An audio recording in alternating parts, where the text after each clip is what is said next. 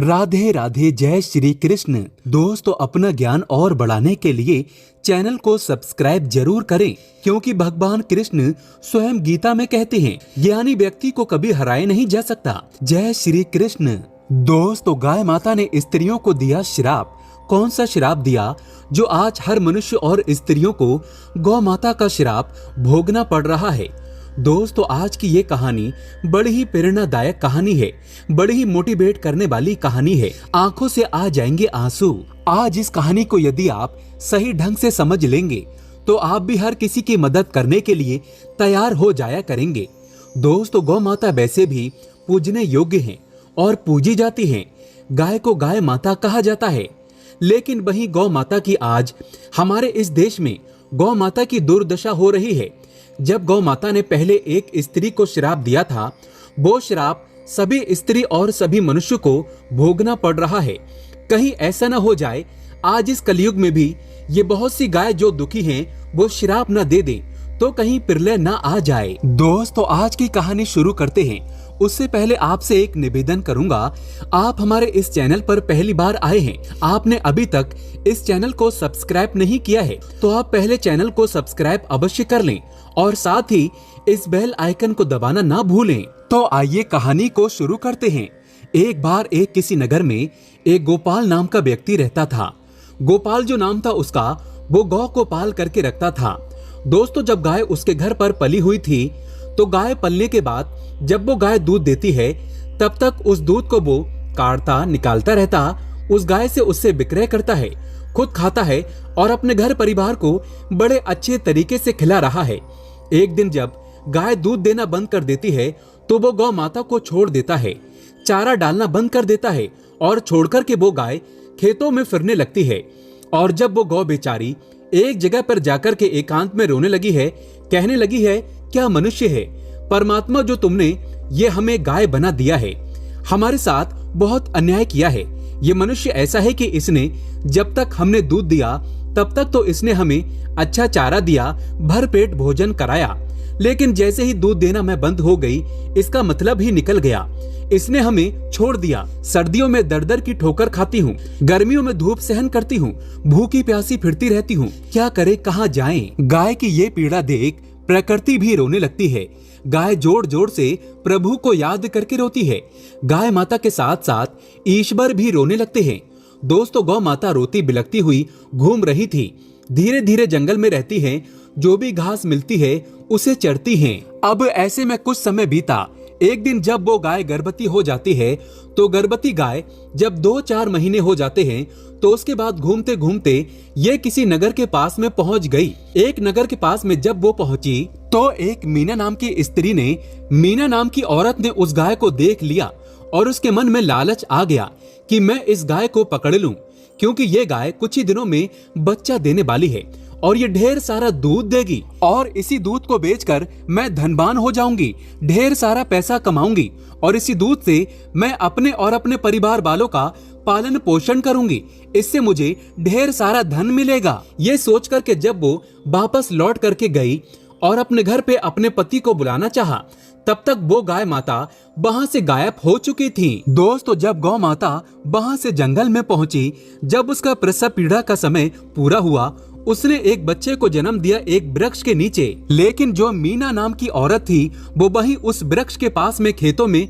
घास लेने के लिए गई थी। लेकिन उस वृक्ष के नीचे गाय को देखा तो वो पास में पहुंच गई।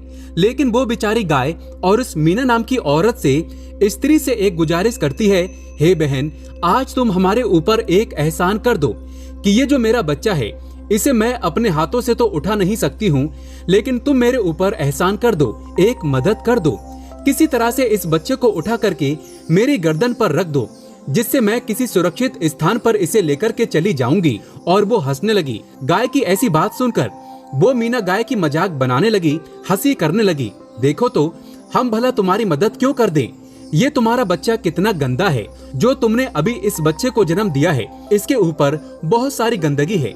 मैं इस बच्चे को उठा करके तुम्हारे सर पे तो नहीं रख सकती हूँ, गर्दन पे तो नहीं रख सकती हूँ।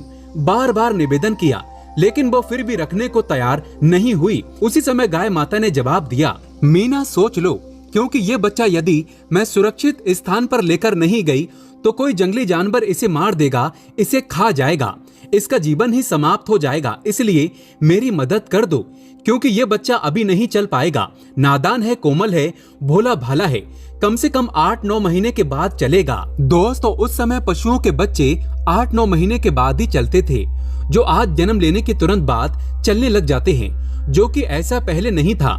दोस्तों, उसी समय गाय माता ने उस स्त्री को श्राप दे दिया, तुम हमारी मदद नहीं कर रही हो एक इंसान होकर के, लेकिन जाओ, मेरा तुम्हारे लिए श्राप है कि जो तुम्हारे बच्चे जन्म लेने के तुरंत बाद चलने लगते हैं, लेकिन वो मेरे बच्चों की तरह 8-9 महीने में चलने के लायक हो पाएंगे, लेकिन जो भी जीव पशु पक्षी हैं उनके बच्चे तुरंत ही उठ करके चलने लगेंगे। दोस्तों, उस एक मीना की गलती से श्राप लग गया सभी स्त्रियों को, और वो भोग सभी मनुष्य को भोगना पड़ रहा है। कई लोग गाय माता को मामूली समझते हैं, जबकि गाय माता के अंदर समस्त 33 कोटि देवी देवताओं का वास होता है।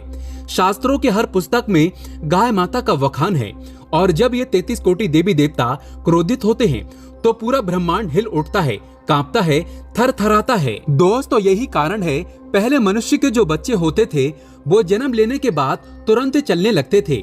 आपने प्रमाण देखा होगा, बहुत सारे देखे होंगे। सुखदेव ने जन्म लिया था, वो घर से ही निकल दिए थे जंगल की ओर। व्यास जी भी जन्म लेने के तुरंत बाद चलने लगे थे। एक नहीं, कई एक प्रमाण है।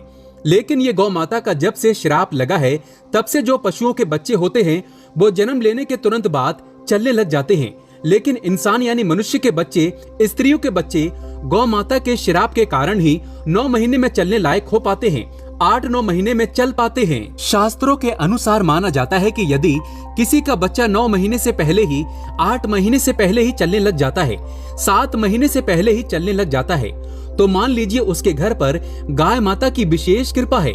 यानी वो लोग गाय माता को सच्चे हृदय से पूजते हैं और उनकी पूजा करते हैं, उन्हें खिलाते हैं, या पूर्व जन्म में उन्होंने गाय माता की अधिक सेवा की होगी। तो दोस्तों, ये श्राप दिया था उस स्त्री को गौ माता ने। ये एक सत्य घटना है, सत्य पर आधारित है। तो इस कथा से हमें ये सीख मिलती है कि यदि कोई असहाय जीव हमसे सहायता मांगता है तो दिल खोलकर उसकी सेवा जरूर करें, अपने सामर्थ्य के अनुसार उसकी मदद जरूर करें। यदि हम सहायता करने लायक हैं, हेल्प करने लायक हैं, मदद करने के लायक हैं, तो हमें उसकी मदद अवश्य करनी चाहिए। यदि हम मदद नहीं करेंगे तो हो सकता है उसकी कहीं हमें बद्दुआ ना लग जाए। पहले जो श्राप होता था वही इस कलयुग में बद्दुआ हो गया है। बद्दुआ लग जाती है तो हमारे दिन अच्छे से खराब होने लग जाते हैं। अगर आप गाय माता से सच्चे दिल से प्यार करते हैं, उन्हें रोता हुआ नहीं देखना चाहते हैं, तो कमेंट बॉक्स में सच्चे दिल से लिखें, जय गौ माता। मां हम आपके सदा आभारी रहेंगे।